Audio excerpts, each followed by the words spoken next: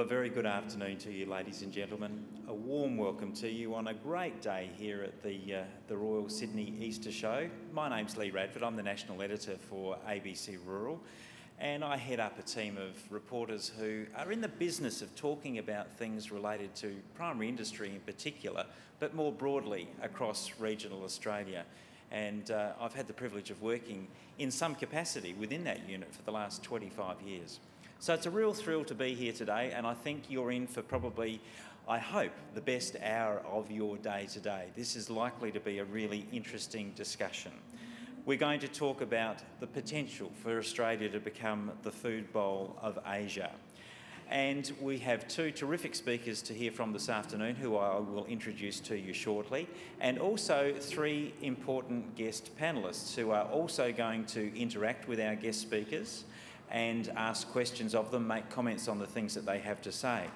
Now, importantly, this is interactive, so the success of today really bears down on you, good people, to participate and to not be shy about asking questions. So after each of our speakers has finished and the panel have had some discussion with that speaker, I'll stand up and invite you to ask some questions, so please don't be bashful. We're also taking questions from social media today, and I'm hoping to integrate some of those into the discussion as well. So a very warm welcome to you, and I look forward to seeing how the next hour unfolds.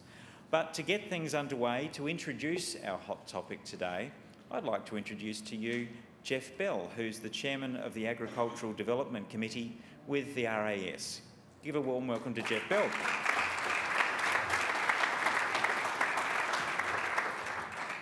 Yeah, thank you very much, Leigh. And on behalf of our President, Glenn Dudley, and the whole of the Royal Agricultural Society of New South Wales, I'd just like to welcome you all here today. This is the fourth in our series of annual Hot Topic debates, and it's great to see each year the number of people coming along to hear and participate in these debates is growing, and that's fantastic. Our previous debates have covered quite a wide range of topics, including things like food security, the agriculture and mining issue and how those two sectors might work and live together a little better, the role of genetic modification as it relates to food production in Australia. But today, as you see, and as Leigh has said already, we're looking at the topic of whether Australia can become the food bowl of Asia into the future. The RAS's aim in holding these debates and events is to really provide an opportunity to discuss some of the more important and often highly contested matters within contemporary Australian agriculture. The RAS isn't seeking at all in any way to take a position on these things. Rather, we're really merely hoping to generate additional discussion and provide opportunities, as I say, for that discussion. And through that to assist in, I guess, achieving greater understanding of what are inevitably and invariably going to be complex issues. So we're really grateful to our two speakers today, David Farley and Ross Gittins, and to our panel, and I'll leave Leigh to introduce everyone in a second. And I'm sure that both the speakers and the panel will provide us with a really spirited and I hope informative discussion. As Leigh said, we would encourage you to ask questions as the time comes during the event today. The opportunity's there, and please don't hold back with that. We're also very grateful to the University of Western Sydney and to TVS, who are helping us again to live stream the event today. Last year, this did in fact generate pretty significant interest, and we were able to field live questions from quite a lot of people, as Leigh said, out in the social media sphere. I hope that'll be the case again today, but obviously everyone in the room here has a great opportunity too. So without further ado, I'll just say welcome again, and I'll hand back to Leigh to introduce the speakers and our panellists and to get the debate underway. Thank you very much.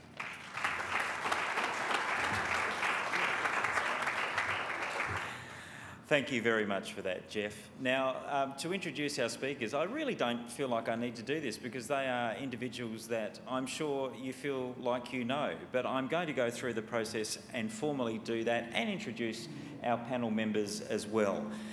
David Farley is our first speaker today. Now, he describes himself simply as a bloke who feeds people, and that really is the essence of it. But he's Managing Director and Chief Executive Officer of one of Australia's leading agricultural firms, AACo. Mr Farley was an independent non-executive director of Tandale Limited and Managing Director and Chief Executive Officer of Collie Cotton for some 16 years. He also held the role of Chief Executive Officer and President of Calcott, based in California in the US, as Chairman of Rural Industries Research and Development Corporation. Our second speaker today is Ross Gittins. Now, Ross is Economics Editor with the Sydney Morning Herald and an economic columnist with The Age. He's also a published author with titles including Gittins' Guide to Economics and Gittinomics. Ross has held a press position at the Wolfson College, Cambridge, and spent time as a journalist in residence at the Department of Economics of the University of Melbourne. Now, on to our panellists this afternoon, and going from your left to the right, Dr. Alastair Robertson he leads the Food, Health and Life Science Industries Group at CSIRO. He has extensive research, policy and leadership experience in public and private sector R&D and industry. The Food, Health and Life Science Industries Group in CSIRO serves large and vital sectors of the Australian economy, including the food and fibre value chains. Luke Matthews, sitting in the middle, is an agricultural commodity strategist at the Commonwealth Bank of Australia, where he's responsible for monitoring and analysing and forecasting global trends for the major agricultural commodities. He's regularly quoted in international and domestic media. And last but certainly not least is Gary Dawson, who joined the Australian Food and Grocery Council in the middle of last year from Thales Australia, where he was Senior Executive in charge of Corporate Affairs, Communications and Strategy. Gary has worked at the highest levels of government, spending 5 years as Senior Policy Advisor to the Prime Minister, John Howard. Could you please welcome our guest speakers and our panellists this afternoon.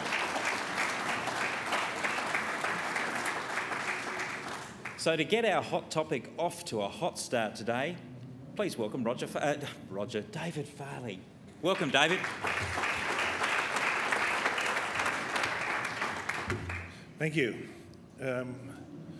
Great pleasure to participate with you today and enjoy a debate. I often think, is it really about the security of food, or is it just the psychology of food, you know, the availability of food, and where is it and when can we get it? Our business that I captain at the moment is a food producer. We looked at our exports last year into Indonesia, and off the 1.85 kilograms per head the Indonesians eat, we were responsible for feeding 68 million Indonesians. We look at the red meat that we put in supermarkets around the world, and off average world consumption, we're feeding something like 270,000 people per day off our exports, boxed meat exports themselves. So when I tell my staff what's life about, it's pretty simple. We've got a very clear, defined and honourable purpose in life. We feed people. We happen to feed them red meat protein, which is important to their diet and to their development, but at least when our feet hit the ground of a morning, we actually have a purpose, and feeding people is our purpose. I'm supposed to put the debate in context. There's 3 lines here, and it starts back in 2007 to put it in context, because that's before our big droughts and floods, and going out to 2050. That's only 27 years away. I look around the room and I think most of us will be here in 27 years. So when you have a look at what's going to happen, we've got powerful world income growth taking place, we've got healthy population growth taking place, and then more importantly, when you put the two together, the demand on agri-foods is there. So we've got an engine room of population, we've got an inflationary trend of GDP growth per capita, and then more importantly, we've got a clearly defined curve now that the economists and the demographers can tell us what we've got to be able to do and what type of foods people will be looking for. If you break it down into regions though and determine where is the real growth going to come from, and it's definitely Asia, Asia, Asia.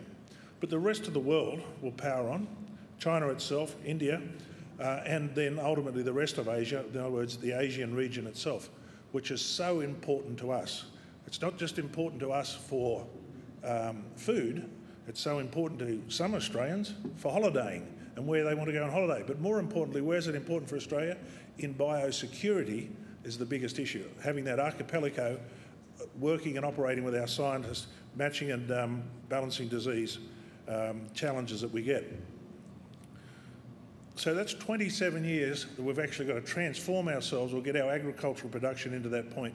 And you say, what does that really mean to us as Australians? Well, if you take our top commodities, our wheat, our beef, our rice, our sugar and our cotton, you take all those, we're in the top 3 of global trade at the moment in all those commodities. Some we're in number 1, some we're in number 2 and 3 position. So it really says to us, if we don't participate in feeding global growth, who will and who will be capable of doing it?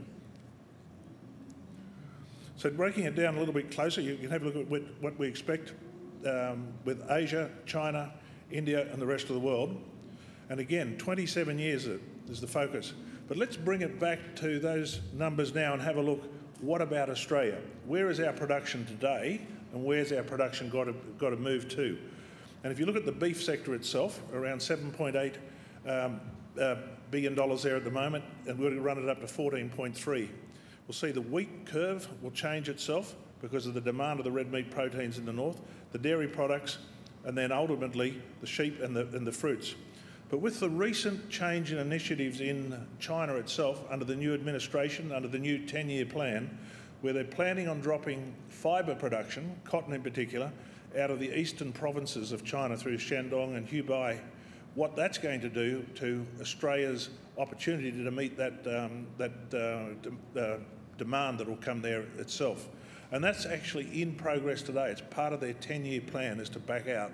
And if you look at them building reserves, which they build reserves of big numbers, and then go and have a look at what they're doing in the western provinces to amalgamate land together to put productivity to it, you can read the curve about what's going to happen. And the good thing here in Australia is we can actually get a good handle on what we've got to be able to do with food production itself. And again, you've got to do it in the next 27 years. In other words, we need to be mobilised now. So breaking it down and having a look at just the true implications, and if we follow those trends that the demographers are giving us, what will happen to our industries? And without doubt, there is a great calling on red meat protein to put into the diets. If you read the World Food Foundation's first 1,000 days, the first 1,000 days from gestation through to being a 3-year-old, why is it important that they have red meat protein in their diets? It's important to the extent that technology is moving so fast, very fast, and I think we've all enjoyed in our age groups the speed of technology, but the new technologies will take us there faster. And what the dietitians of the world and what the Food Foundation is very concerned on, that if we don't get the right diets into the Asian belt in particular, we're going to give them an intellectual prison sentence for life. They won't be able to move as fast and as quick as we can. And therefore, we'll have an inequitable balance of skills right above our northern boundary. So if we want to be part of feeding Asia, some people would say, well, should we? Or do we want to be? Are we capable of it? But more importantly, have we got the will to do it? And I think when we look at, if we want to be part of it and we want to have the will to do it, we need to understand what's required in Australia to get us there. We need to really focus pretty heavily on some productivity issues right through our supply chain. I think our farm gate production, whether you're looking at rice, cotton, cattle, mutton, in particular the grain crops, we're very good at farm gate cost per kilo of production. We fall down heavily in our logistics and our port handling and our processing. So what we're really going to be able to address ourselves is a number of issues of productivity. And I do think it starts with R&D. And where is Australia on the global R&D curve of improving agricultural productivity and agricultural value adding? And And when you actually go and compare us, study us to the OECD or other countries around the world, we've been on a declining curve of spend, where most of the other countries have been on an ascending spend in R&D. If we're to reach out and touch Northern Australia, to touch the Gulf country, to touch the Barkly tablelands, to touch the Kimberley regions, what have we got to be able to do there? Well, first of all, we must equitably address the land title issues. First of all, most of the country is held under either long-term pastoral leases, then there's Indigenous engagement over the top. On top of that engagement, you've got the ILUAs, the Indigenous Land Use Sharing Agreements. But then if we're going to change that land use and put it to other crops and for other means, what have we got to be able to do to be equitable in that land title? And what has the government's got to do to facilitate a land title that will attract capital itself?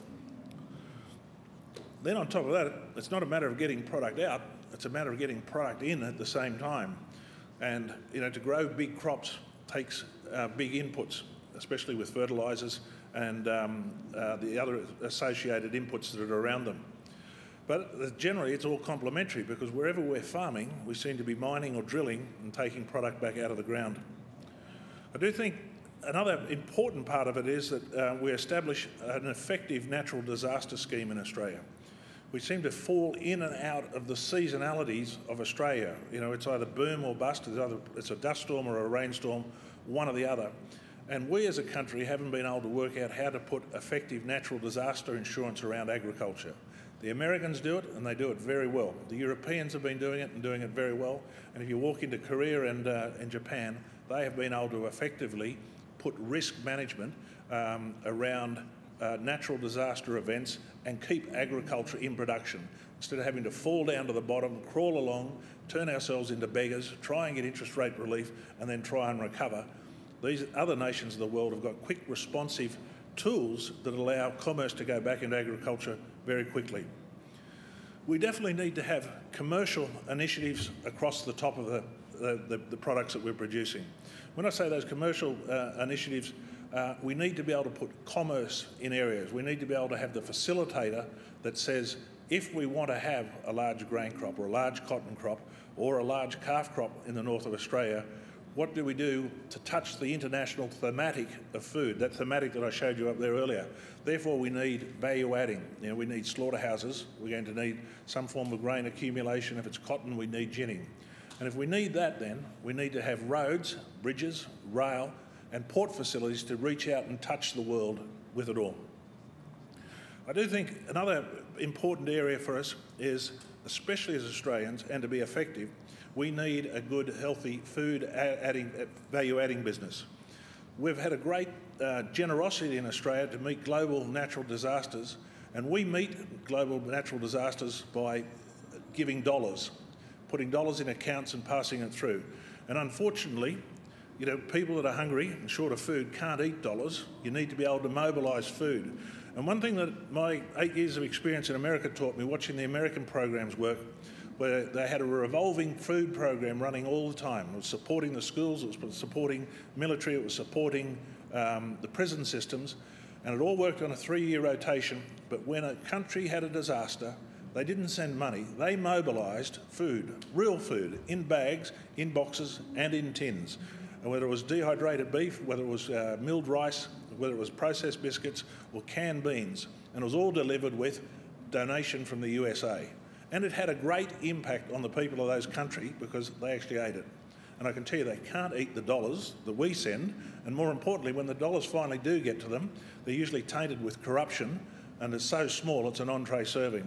So I think if Australia is to be fair dinkum with food and our presence globally, we should be really addressing what can we do to put risk mitigants around our production, and value-adding food in the country and storing it and rotating it out of the country into global programs when called upon would be a great initiative. But I do think the single biggest challenge that we've got is today Australia is an urban democracy. There's faint memories to many Australians now of the linkages back to the bush. I'm pretty sure it's strong here today and it's strong in this room. We understand agriculture. But there's one thing that we've proven recently and proven well, that we must bring urban Australia along on this journey. Therefore, we need to be able to create the will of Australia to be behind a food production policy that delivers goods globally for heaps of different and tangible benefits. You know, the incursion into the live trade and the impact that that's had on Northern Australia at the moment. It's collapsed commerce in the north. It's created a bigger animal welfare problem in Australia today than what was happening in Indonesia.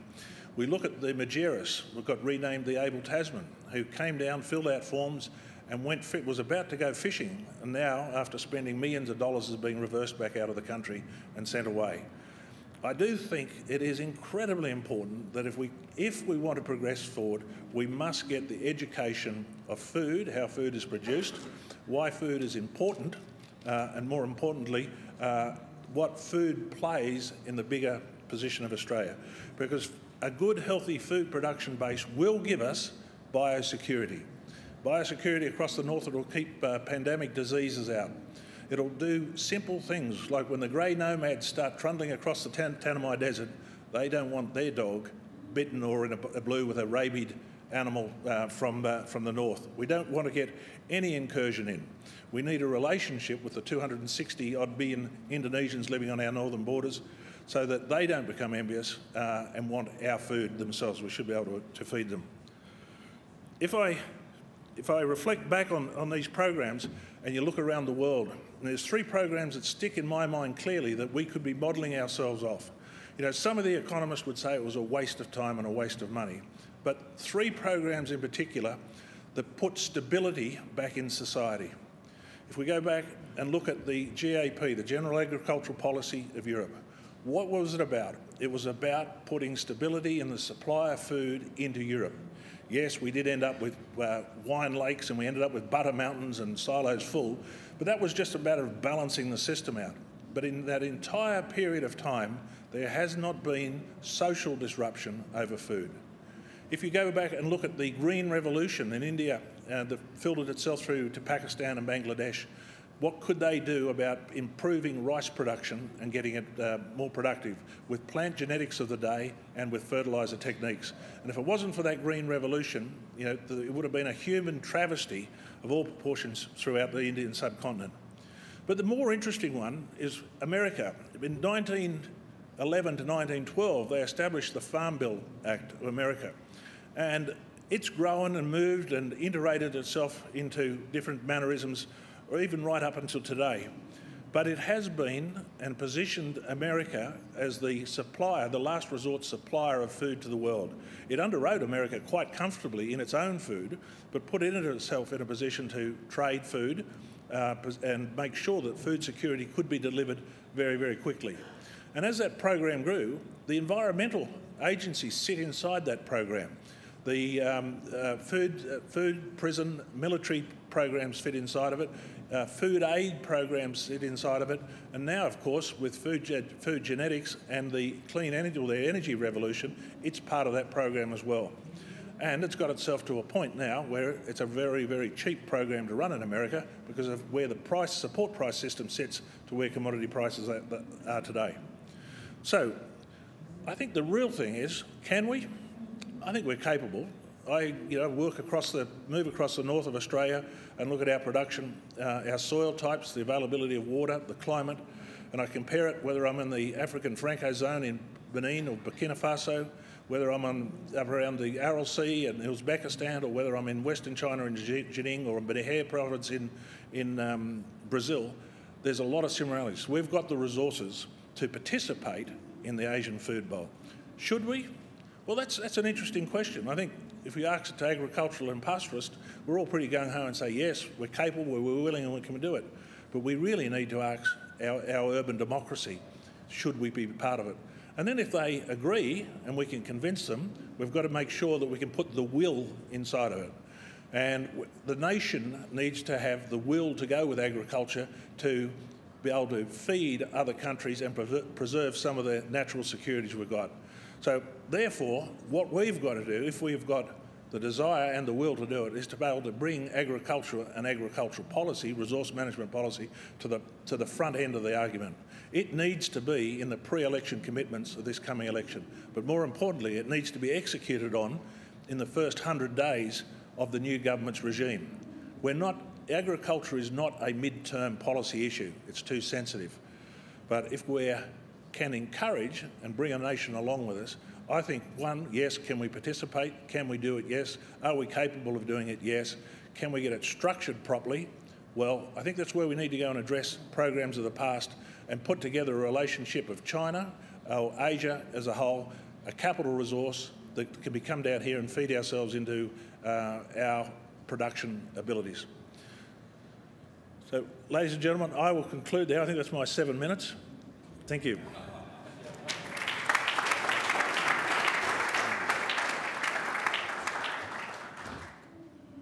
David, thanks for that great presentation. The figures are incredible. I read the other day that China and India are going through an industrial revolution type transformation, but with 100 times the population in 1/10 of the time, which put it in a bit of context. But look, I've come at this question from the point of view of food processing and manufacturing, which is the biggest sector of manufacturing in Australia, and meat processing is the biggest single part of food processing in Australia. It's about 1/4 and about 40% of processed food exports from Australia. But I wanted to ask you a question, and it's partly to do with the urban democracy point you made, but broader than that, it's about labour, about where you get the labour from to meet this demand. I mean, you're operating in a part of Australia where you'd be under stiff competition from the mining sector, presumably. Where we get it from, how you keep it, how you afford to pay them and stay competitive, and what role in that is tapping into skilled labour from overseas? Without doubt, it is a challenge. It's not acquiring labour that's a challenge, it's keeping labour that you've invested heavily into, making sure they've got a career path in front of them and security for their family. You know, we as a nation started with foreign ownership. My company, the Australian Agricultural Company, started in 1824 with a grant of land of 1 million acres in the wastelands of New South Wales. They call it the Hunter Valley today, but that's where we started. And the company tried many things and then brought a lot of people out. I always find it very, very interesting that the first shepherd, believe it or not, and his wife arrived on the ship, and the first shepherd's wife's name was Mary, but the surname was Farley. And I find it a little bit incredulous today that here I am with a herd of cattle in the north, and going back to 1824 or 1826 when they arrived, that there was a Farley on board then. He didn't have a sentence either, he was a clean one. But I do think the nation lives on imported capital, and the nation has always lived on immigrant labour coming into us. We've established our breed rate, if you want to put it like in the cattle term, on what happens with the Australian family. We used to be 4 to 5 and we're down to 2 now, and I think we're actually about 1.8 per female. So if we want to aspire, we need to make sure that we've got the right structures to bring in the skilled and the labour to be skilled to meet our demands. But more importantly, we need to be able to structure ourselves that innovation becomes our tool and our guiding light. So we need to make sure that innovation is at hand and that the technologies are rolling out in front of us. Often I say to my team, the answers aren't in agriculture. If you want to do surveillance, go to the army. You know, work out what they're doing with drones. Go to the Californian police and work out how they're managing the borders. If it's about water, go and talk to the United Nations Refugee Program on water management for large groups of people.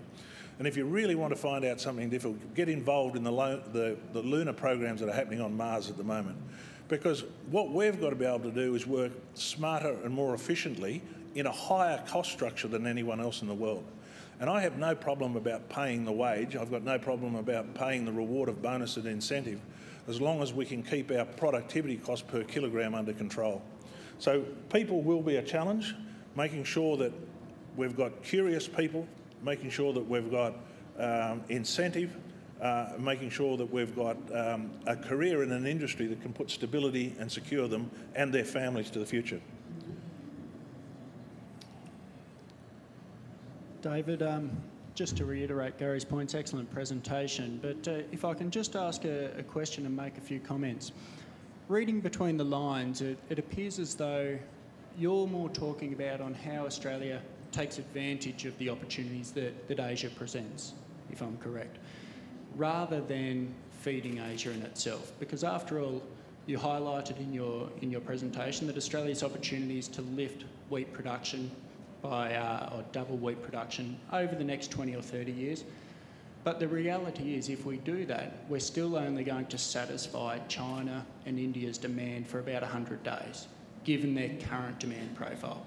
So it appears as though we're more about taking advantage of the opportunity within China, and therefore how do we do that within the Australian framework? And that's pointing to the red tape issues, opening up the north. It's about allowing farmers to adopt the technologies similar to what we did back in the Green Revolution. Is this the focus that we should be looking at, i.e. where is Australia going forward, rather than is Australia going to feed Asia? Because it seems like our lines are slightly blurred. Well, it's a combination of the two. I think our mining industry sets a good example for us. I think last year in mining services, a mining service external to Australia earned Australia $18 billion in supplying expertise how to run mines around the world globally. I do think in our endeavours to feed Asia, we will be taking our skilled farmers, our skilled scientists, and our technologies that we've developed into Asia itself and applying them. I think some of our rice programs that Rudik runs in particular can be leveraged across them. If we look back at the satellite navigation of tractors through Beeline that was developed in Australia. So there's a powerful engine room of research and development coming out of CSIRO and others. But when we look at the opportunity to value add or feed beyond there, that's where we've really got to be able to say to ourselves, how do we progress ourselves into, again, new innovations, new technologies, safer, cleaner food that puts us at a strategic advantage to anyone else. So I think it's a combination of all that we will deliver to the world through not only lifting our productivity, our performance here, it will take the will of a government. And if we look what Newman is doing with the LNP in Queensland at the moment, he's already addressed the first issue, which was the Native Grasses Act. How can he put speed of resolution into that issue? He's commissioned again another study on the performance of the Flinders, Saxby and Cloncurry rivers in the Gulf and their impact of water harvesting ability on what it'll have on not only agriculture but on aquaculture in the Gulf itself. He's facilitated a study on the land use title. I sit on one of those committees for him on what does that land title need to look like to be attractive to attract foreign capital to it beyond a 50-year pastoral lease. And then he's put a committee together on infrastructure of mining and agriculture and urban development. What does a port in the future need to look like? Does it need to just put coal out, or is it got to be able to handle food products, and what other food products are there? So what we've got in the north, in Queensland in particular, we've got a government with a will to action their plan. Their plan is to double agriculture in the next 20 years. So one, they've got a plan. Then they've got a whole heap of strategies that they're playing out in a very, very short period of time that will facilitate the flow of capital and the attraction of skills to that land. But what we've got to be able to do further that is go right across the nation and look at what we're doing in the Territory and what we're doing in Western Australia, and still what are we doing in Western New South Wales and below. David, thank you very much. And I was really pleased to hear you promoting R&D and innovation. That's great for my heart anyway, from my background. I think Australia, if it's going to be successful in this area, needs to be able to play to its strengths. Beef is clearly one of its strengths, beef production. We've been successful in it. We export well in it. And you touched on biosecurity again, and our disease-free status within Australia has been another one of our major success factors. Nevertheless, if I looked at your graph about where you extended our production needs to 2050, I think I assessed, and it was a bit difficult, this acute angle, but you would probably need to address the production gap of around about 2 to 4 times in beef production. That's going to demand a lot more feed. It's going to demand a lot more water. We're in a carbon-constrained world. So what do you think the R&D issues are for you? What are the primary ones that we've got to address to increase that productivity and maintain a sustainable ecosystem? Well, I think that the first thing is we've determined the size of the job. You know, the demographers and the economists have gone out there and modelled up off historical growth in other areas. You know, they've really gone back to mankind and studied what mankind needed in food consumption and how it grew and what drove it.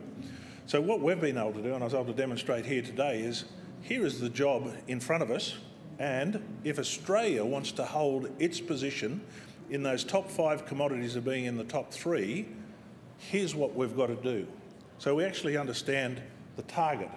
Now, when it comes down to whether it's grain production or beef production or even sugar production, we're fortunate that we've got great geneticists, great entomologists and great agronomists that we actually know how a plant works. And we know why a plant won't work in a lot of cases. And therefore, we're going to have the opportunity to create food, crops for certain environments to perform better. We will tweak them. You know, the work that's happened in rice and the work that's happened in cotton, even the work that's happened in sugar is dramatic. And what we're going to be able to address ourselves is, can we keep that acceleration going? The Americans are focusing on it this year by actually, in their corn crop, by putting more corn seeds per square foot, or they use feet over there, but square metre, they've reached the extent of the genetics of the plant. Now they're reaching for the extent of the capability, the agronomics of the soil. So all I know is that, one, we know the job, we know the capacity of our genetics in plant and animal life at the moment. Therefore, we should be able to say to ourselves, what do we need to do next? I look at my enterprise. You know, we'll put 320,000 females to the bull this year, and we were elated last year across the north that we took an 80% branding off it. But 20% of my assets, cows and the land they run on them, didn't produce me anything. So where's my focus is trying to make that 20% work. And if we did that right across Australia, where it's probably an average of 70% branding, it's incredible quick production that comes on. And then you start tweaking the genetics beyond the environmental adaptation of it. It's the rebirthing rates that we want, then it's the meat yielding rates we want, and how fast we can convert them all the way along the chain. So I think we're capable of it. I think the most important thing is we as a country have got to have the will to do it, and if we can demonstrate that will to our politicians, they will craft with industry the right policies to achieve the goal. David, thank you for that. Now, there's a brief opportunity. Time is flying this afternoon for the audience to ask questions. If you'd like to ask a question, Jen has got a microphone and she can whip that around to you very, very quickly. But very briefly, David, from my perspective, you said the key to it is bringing metropolitan Australia along and therefore having government genuinely interested in agricultural policy. My question to you is, do either side of politics care enough to want to do that and to make it mainstream as quickly as you want to see it happen? We've defined the time horizon. It's 27 years before we hit what we call peak population of about 9.2 billion people. If we look at the cattle cycle, by the time we join a cow, gestate it, put it down, birth a female, take it through out to 320 kilos, it's roughly four years before we go again. So there's a quarter of the 25 years, or 20% of the 25 years gone. I do think we've really got to say to ourselves, what are the consequences of not participating in Asia? And I do think we've got to be a little bit careful that when middle class Asia is represented to Australia, the World Bank represent middle class as when you break $3,000 a year. Middle class in Australia, and I'm guessing, and Ross will be able to tell us better, is somewhere between $56,000 and $76,000 that lives in a red tiled brick veneer house and spends between 12 and 14% of their take-home pay on sustenance food. Middle class Asia don't live in those type of houses, and they spend around 68% of their take-home pay on food and sustenance. So, when we sit back and listen to the white paper and there's great big opportunity, you need to put it in perspective. And I do think the other thing you need to put in perspective is that, we eat from our plate. For the plate that Ross eats, he doesn't let me put my fork into his plate, but the Asians eat from the centre of the table and share their food collectively. They're a little bit more efficient. with consumption. But the downside, if we don't engage in Asia, who is going to feed them and what are the consequences of it? If we lose our biosecurity barrier across the north, what are the consequences of that? And what is the missed opportunity that we have where agriculture could become the backstop to the mining industry? So I would encourage impatience at every opportunity. Questions from the floor, ladies and gentlemen. Would anyone like to? Yes, there's a lady down here.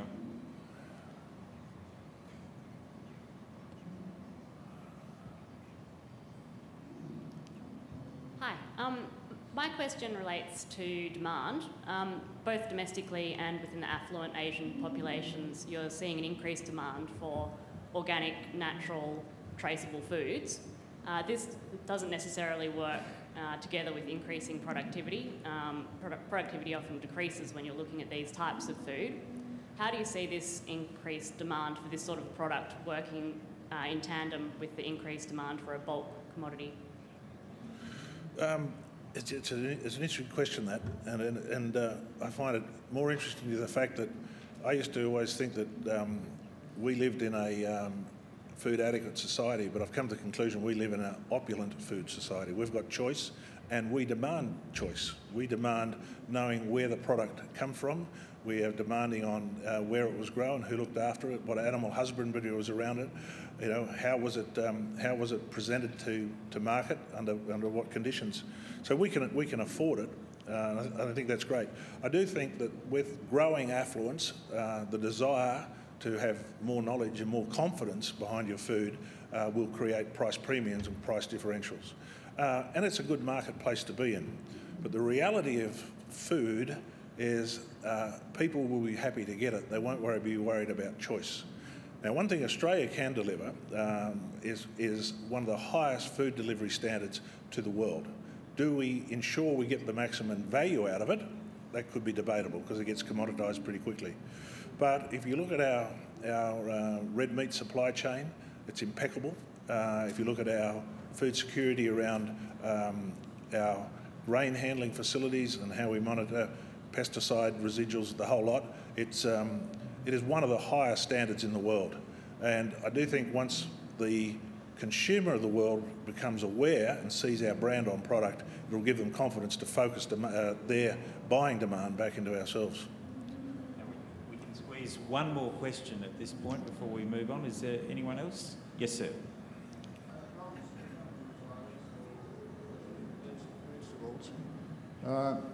You mentioned about the urban democracy in Australia accepting us going ahead and expanding our operations, but we should also consider the urban population in the importing countries. Do they want our product? And we found in horticulture and fruit and vegetables, one of our biggest issues is getting access into these countries like China for reasons that are not real, and they're all political. So there's a political problem on getting access into these countries, and do they really want for us to supply them? And it might be different in beef, but that's the issue in fruit and vegetables. If you look at the cherry crop that we've just had in New South Wales, well, many cherries were left on the tree because we couldn't get access into China for them. It really comes down to how I was describing the will, the political will. And agriculture can only be complemented with the right infrastructure to deliver it to market or port, and then the political will to make sure we're well represented in trade globally. We could put today 50 cents per kilo back into the Australian live weight cattle markets at the stroke of a pen in Canberra that allowed us to meet the immediate 250,000 head of demand in the Medina region of the Middle East. We could put another 10 cents a kilo comfortably on boxed meat if we could get a free trade agreement up with Korea at the moment. And what's happening is we're actually putting our political will or our political desire and blocking ourselves out of access to a lot of markets. So I'll come back, and to answer your question, it takes a series of 3 good legs. Global demand is there, the ability to produce, and you must have the political will. It needs to be a front-running issue within a government to make sure all the parts of the food chain are working. But when you're in a nation that exports 60% of its product and you walk into its supermarkets and it's full, You know, we fight obesity, not malnutrition in this country. Is it a frontline issue? No, we're pretty comfortable. But what we've got to do is actually collectively put it on a frontline issue of other imperatives. And I do think the other imperatives are, what can we do to other nations and put social stability in other nations by being a good provider of food? Ladies and gentlemen, could you please thank David Farley from AACo.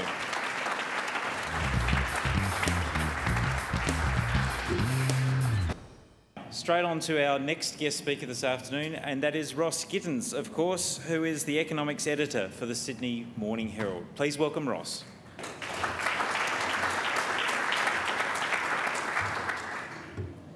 Well, thank you. Can Australia become the food bowl of Asia? Short answer, probably not. Longer answer, not without either a lot of taxpayer subsidy, which is unlikely to be forthcoming, or without a lot more economic reform than rural voters have shown any sign of being willing to accept. I suspect I've been invited here today as the anti-hero, the economic rationalist bad guy for everybody to boo and hiss. That's okay. I'm happy to help provide the entertainment. But before I get on with it, you should know that my father grew up on a dairy farm in the Lockyer Valley of Queensland, and my mother grew up on a cane farm in North Queensland. So I'm not completely remote from the farming world. As David very ably demonstrated, there's little doubt the continued rapid economic development of Asia will produce a huge middle class over the coming decades who will want to eat a lot more Western foods, a lot more protein, and also the kind of foods that we take for granted, dairy and so forth, that haven't been a big part of the Asian diet. It's highly unlikely the Asians will be able to meet their own increased demand, so Asia will become a major food importer. A big part of the reason the Asians won't be able to supply their own food is that they've really stuffed up their agriculture, and climate change will make it much worse. When Asia demand grows much faster than world supply, the effect is to raise world food prices. But as supply eventually catches up, world prices fall back, leaving only those countries and those farms that have been able to increase their production with a lasting benefit. Asia's increasing demand is already pushing up world food prices, making them higher, or at least, as the economists like to say, higher than they otherwise would be. So don't say, oh yes, the price of this particular thing has fallen. That doesn't stop it being having fallen less than it might otherwise had this other factor not been playing a part. And I don't have any doubt that the rise of Asia that we've seen so far has been putting upward pressure on world food prices as a general proposition. And I don't doubt that those prices will go a lot higher. If so, that will be a free lunch for Australian farmers. Without increasing their production much, if at all, they will, for a time, get much higher prices for what they do produce. But for us to become the food bowl of Asia requires us to greatly increase the volume of rural production, which is what David was talking about. What I doubt is whether we'll be able to much increase our production. Why not? Because there are too many obstacles to increase production, and farmers and their political representatives show so little sign of being willing to pay the very real prices needed to overcome those obstacles. The first obstacle is that partly because we didn't have the scientific knowledge and partly through willful neglect, we too have stuffed up our fragile farming land, degrading our soil, water table and rivers, and using lots of chemicals that have adverse side effects, chemicals that will, in any case, become hugely more expensive.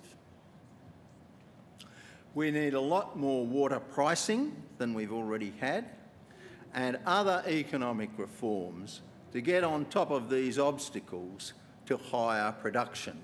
And when you look at all the carry-on in the Murray-Darling Basin about what I thought were very sensible long-term reforms, and the way the rural community carried on about it, and the way a party that had actually no seats at issue backed off, that doesn't make me full of hope that Australians in general, and farmers in particular, are ready yet to face up to the very difficult choices that need to be made, including the disruption to towns on rivers and irrigators and all the rest of it.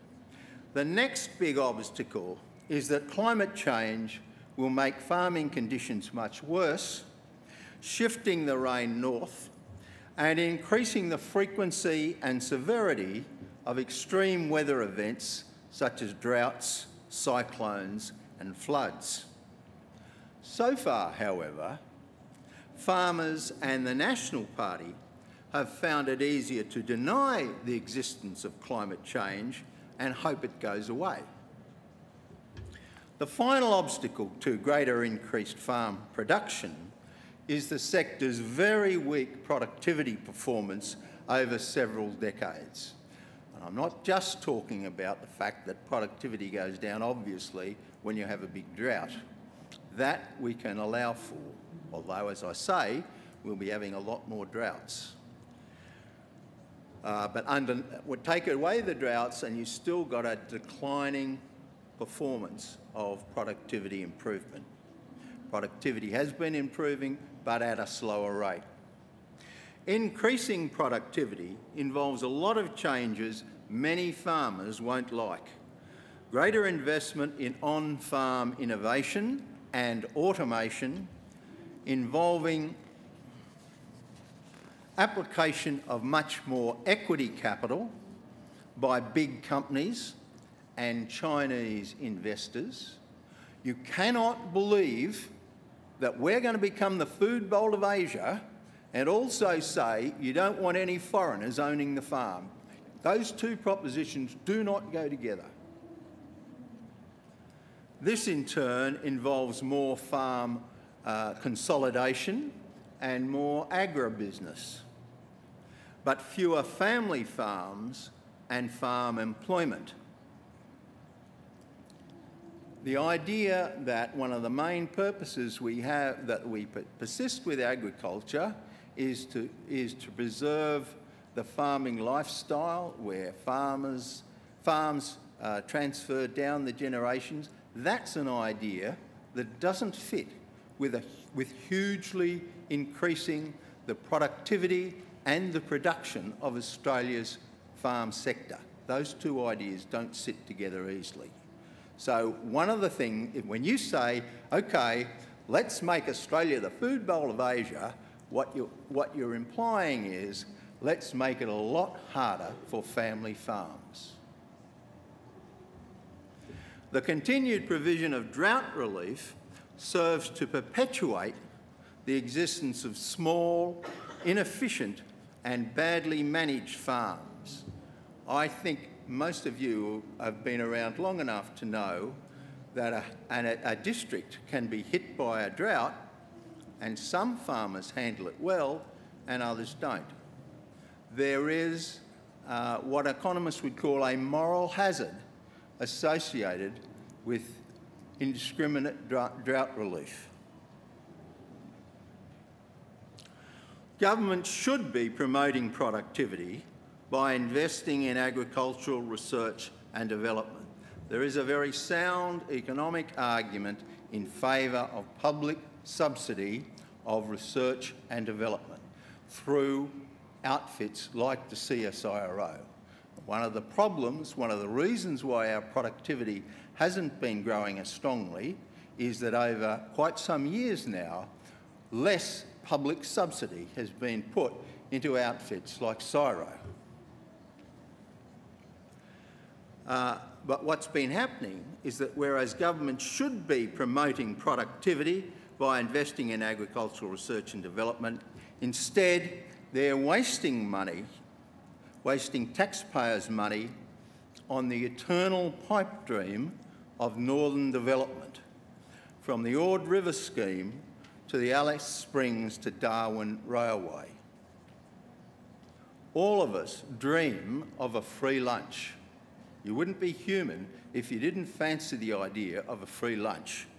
But a better motto for agricultural dreamers is no gain without pain. Thanks.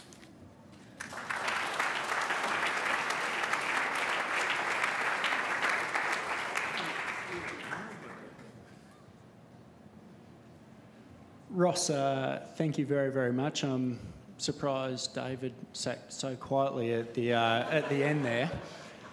Ross, if I could draw on one point there, and you were talking about the gains that we need to make in productivity, and I would actually argue that a lot of these things around on-farm innovation, consolidation, fewer farm workers, have been occurring for many, many decades now and will continue to occur, as you point out.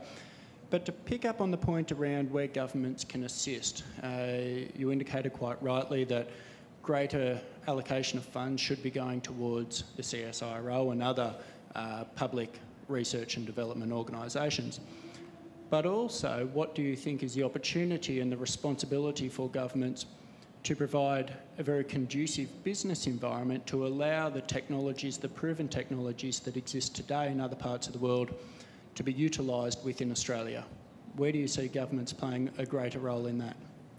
Well, I see governments playing a very big role in providing economic stability and continuity and creating the environment in which firms, farmers and all other firms can invest with reasonable confidence. Of course, fact is that we have had that for 20 years. We haven't had a major recession in this country for 20 years. But right now, there are a lot of people who want to tell you that we've had nothing but mismanagement and appalling conditions for the past 3 or 4 or 5 years. But that doesn't worry me. What I know is that in about 6 months' time, we'll get a coalition government and then everything will be fine. We have had an amazing, unprecedented degree of economic stability in this country for, as I say, 20 years. But you can't dream of a situation where there is no change. A lot of change is coming to us across our shores, whether our government likes it or not. A lot of that change is technological in nature. And of course, when we say, oh, wouldn't it be wonderful if the government spent more money on R&D, that's about saying, that's emphasising the good parts of technological change. But if you're in my industry, you'd know that technological change can hurt like hell, and it can involve a lot of people losing their jobs and a huge diminution in the number of journalists that are employed in this country, for example. So technological change has two sides, and it's not something that governments can stop, and if they attempt to stop it, it's probably not in our longer-term interests. But then there is the fact that we do need changes in government policies, and those changes in government policies will always produce winners and losers, and will always produce disruption. I would argue that our dairy industry, for example, is much stronger than it was 20 years ago, And that's happened because of the Howard government's deregulation of the dairy industry, which when it was happening, dairy farmers did nothing but complain about.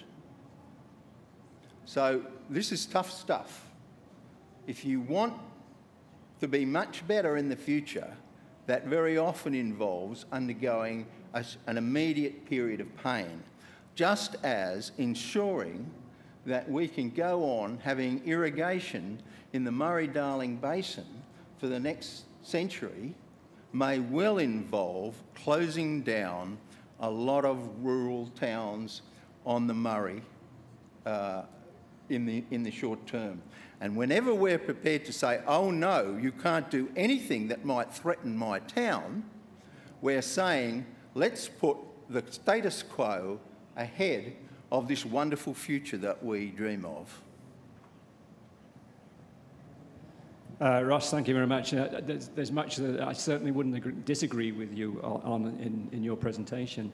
And essentially, you're saying skill up, scale up, use innovation more effectively, and that's the nature of the reform that's required.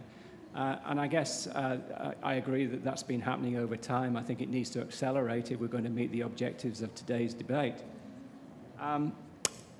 I guess I come up from that perspective that if we're going to do more R&D, and I've got two advocates as speakers, so I don't need to say any more about that.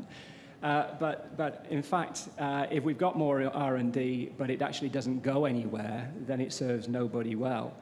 And I would like to see, the scale up and skilling up of the agricultural and food industry in order to be able to adopt what we can do much faster. So whether we are getting more investment into R&D, and I would argue probably over time that whilst public expenditure into R&D has decreased, the overall expenditure into R&D, which is the blend and the interface between industry and public R&D, has increased. And so, if you look across CSIRO over the last 10, 15 years, you will see that agriculture is changing the way we do it, but the overall expenditure or public investment into it may have decreased somewhat, but we've maintained our headcount and FTE and research base to be able to accommodate that through working with others. I would also say that a lot of the discussion we've had today is about productivity and increasing productivity, and whilst that's an imperative if we're going to meet the demand of an increasing population over the next 20, 30 years. What's more important, or what's equally important, is the ability to be able to improve the quality of our food too. So you mentioned, I think, the need for the middle class, or the middle classes in Asia will be adopting more westernized diets. That's true. What we don't want them to do is to adopt more westernized diseases, chronic diseases, as a consequence of obesity. And therefore, the health relationship with food is going to be a really important one. And I think the link between primary production and the whole of the food industry value chain, in other words, producing foods at the primary stage in order to be able to deliver health outcomes through the food processing industry is going to be really imperative. And our ability, therefore, to anticipate the needs of that developing market in Asia to accommodate better foods is going to be another advantage to Australia if we can do this right. Well, I'm attracted to all of that. But one thing I'd say is that, as David was pointing out, there's quality and there's quality, and there's what our middle class would want when it wants higher quality might be very different to what a middle class that is really still not much advanced from being able to fill their belly every day would regard as quality. What they'd regard as quality is more protein, which is David's in the protein business, and of course the CSIRO is among those of us who say that it's better for our health to eat a minimum amount of protein. But the other thing I think is that another point David made, which I liked, is that we do have a lot of expertise in farming in this country. We ought to. We've been doing it for more than 200 years. The two big areas where Australia leads the world or is up there with the best in expertise are mining and farming. We know how to do it. And so it is true, I think, to say that even if physical problems, barriers, limit our ability to increase our production of agricultural goods, there will be scope for us to sell our agricultural expertise to other parts of the world where they do the growing. The more we get into a globalised, ever more specialised world, the more we don't just make the physical stuff and ship it to places, we do other things. We design, we consult, we go overseas and explain, show them how to do things, and they do it themselves, but we get our cut. I think there will be plenty of scope for us to sell our expertise to this food-hungry world, even if there's limited scope for us to hugely increase the quantity of our production. Yeah. Thanks, Ross. Really interesting presentation. And really my question is an extension of what you're talking about there, and it goes to the capacity to value add rather than simply talking about the primary production.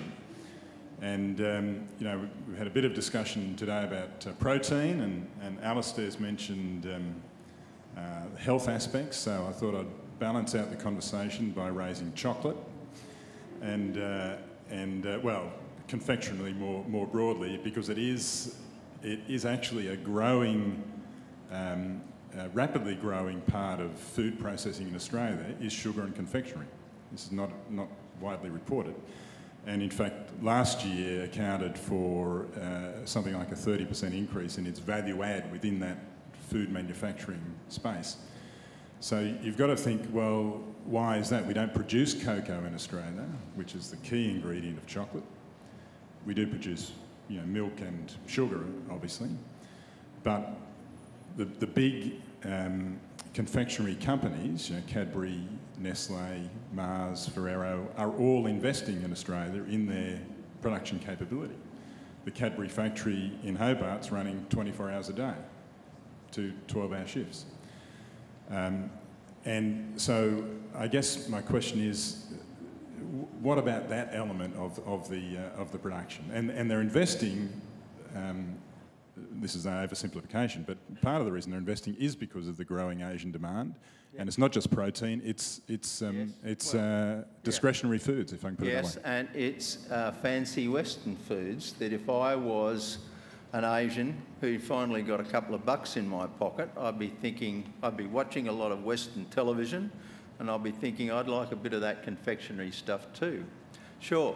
I'm very much in favour of us doing all we can to increase our value add, provided we don't have a proposition that says the only way we can do that is if the government provides us with protection or subsidies.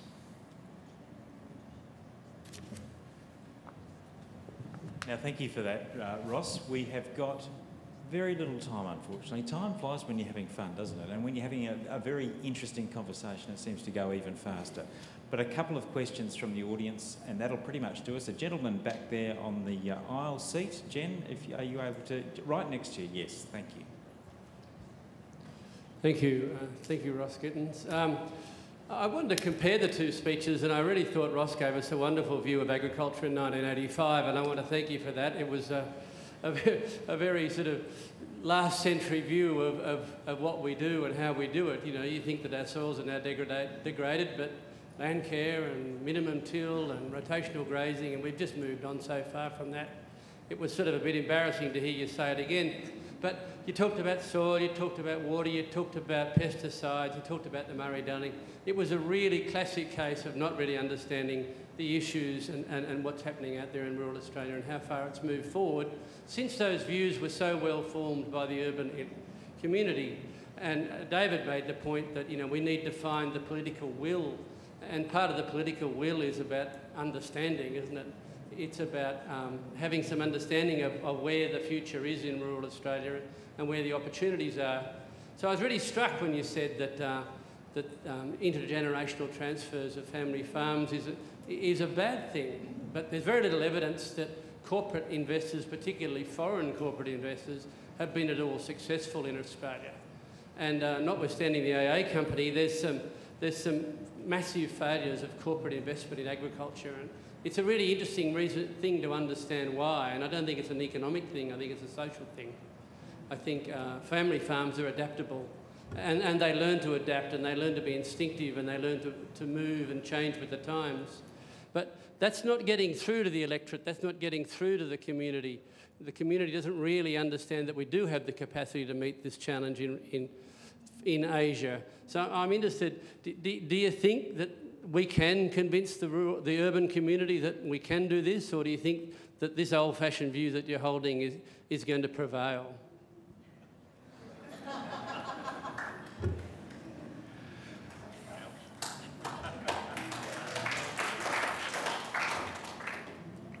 If I'm so wrong, none of us have a problem. So let's finish this now. Everything will be fine. I don't think my views are that far out of it. And as for you know, the will, and it has to come from the city. Well, no. What I was saying to you was that the will has to come from the bush, because it's actually the bush that has to undergo the change. And I didn't say that family farms were a bad thing. I said if you want to hugely increase your productivity and your production, you can't have small family farms. That's what I said.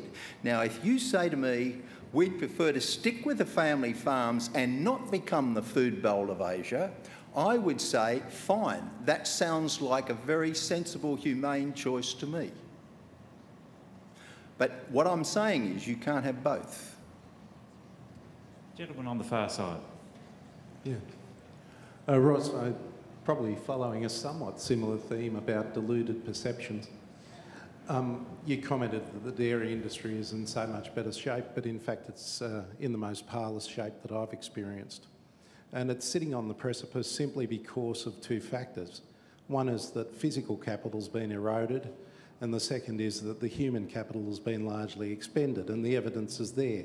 4% of Victoria's dairy industry, in fact Australia's dairy industry, went into receivership about 2 to 3 weeks ago. And the impact is largely around how do we move forward, and the market's not a plan. And that's one of the delusions, unfortunately, we've heard many times. So if you look at one of the major constraints to technology adoption, it's been partly about not doing research, but doing development and extension. It's also partly because to adopt new technologies requires capital, innovation, and it requires some security of market. David made an excellent point about the lag time that isn't accounted for by most economists in the time to innovate. So in other words, if he wants to build up his herd, he's got a 4-year lag time. So the risk around adoption of new technologies in an economic terms is great, because if the market moves on through these spikes and collapses, then you're in big trouble. And if you've invested heavily because you're a corporate and you're not nimble, you're in deeper trouble still. So the question to you as an economist is, do you accept that we actually need a plan, or is the market simply enough to fix it all?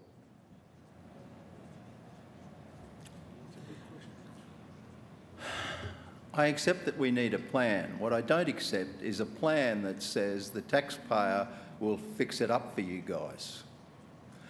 If you are prepared, and I mean, if you're prepared to have politicians in Canberra telling you, making plans for the way your industry will develop, good luck. I don't have a problem with that. I suspect a lot of people, including dairy farmers, would. But what you won't get is a situation where governments will allow you to run cooperative arrangements that actually just involve overcharging the customers. Now, if you're talking about Coles and Woolworths, I didn't enter into that. Maybe there is a problem there and maybe something needs to be done about that. But if so, then what you've demonstrated is a case of market failure. Do I believe in the existence of market failure? Of course I do. One more question from the floor, just here. I welcome the prominence given by both speakers to R&D and the importance of that to productivity growth. The reality, I'm less familiar with Northern Australia, but across Southern Australia, we have between 50 and 75% less agricultural scientists across departments of ag, CSIRO universities. A huge decline in capability of rural R&D. What is the solution?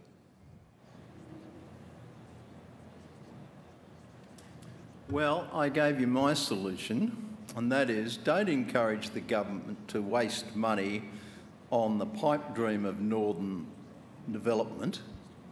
Encourage them to invest money in R&D. And if the money's there, one would expect eventually, with a lag, you'll have the scientists coming too.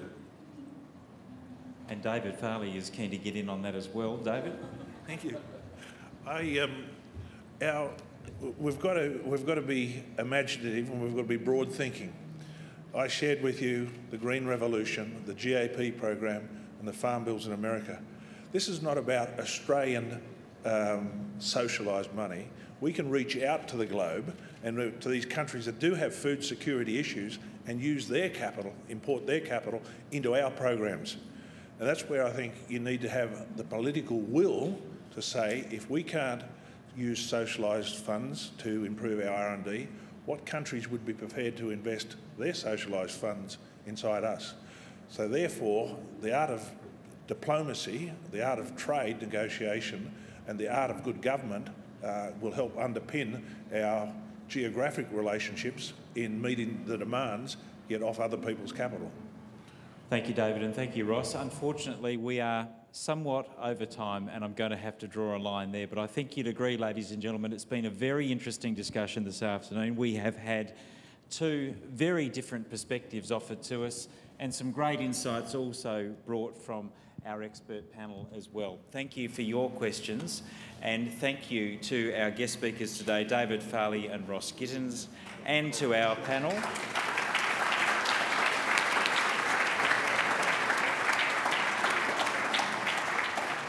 And to our panel of Alastair Robertson, Luke Matthews and Gary Dawson. Please thank them.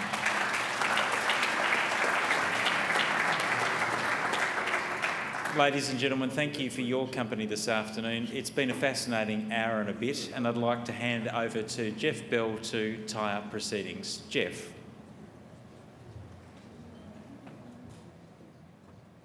It certainly has been an interesting discussion. I think at the beginning I promised you something that was going to be hoping to highlight the complexity and contestability of the issue that we're putting up today, and I think our speakers certainly did that for us, so thank you very much, guys. It was fantastic. A robust discussion is what's needed in these things. You know, we have to, I think, get all these issues out and we have to talk about them and we have to understand all the different perspectives if we're going to move forward. The other thing I would just say about this particular issue, and it highlights something that David featured in his presentation, and that is that time is not with us in this particular issue. If we're going to move forward, whatever way it is, we're going to have to make those decisions very quickly, or else the 27 years is going to turn into 17 years, is going to turn into 7 years, and we're going to find ourselves right behind the 8 ball. So thank you again to our speakers, thank you again to the panel, and thank you to the audience, you people as well, for your questions. It was great and a great discussion. I'd also like to just quickly, before I close, acknowledge again the University of Western Sydney and TVS for your great efforts in this, and I'd ask everyone to thank them for that. It helps us to get the message out.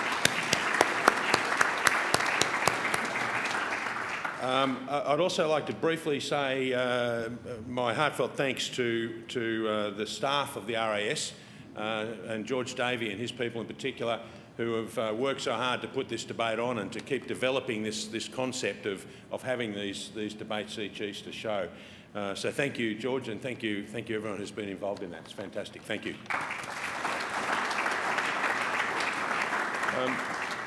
It'd be remiss too if I didn't acknowledge the Agricultural Development Committee of the RAS.